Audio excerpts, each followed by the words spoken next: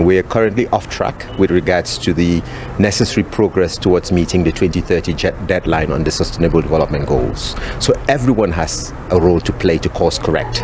Member states need to step up, make new commitments towards achieving the SDGs, accelerated actions, but also the means of implementing the finance, the technology, and the capacity building support that developing countries need.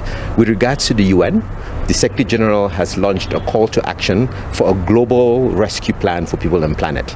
He's called on the UN around the world to accompany governments and people in their efforts to mobilize actions for the SDGs. So the event we're just at today is really one about mobilizing a whole of society contribution. What does business do?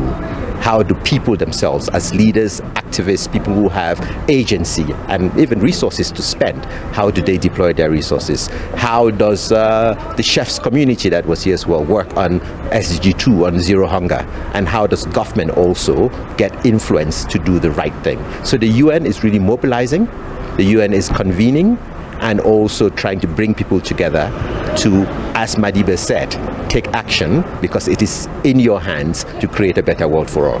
The SDGs call, or the approach in terms of speeding up, this process, do you think countries will be able to respond positively? Is there a political will?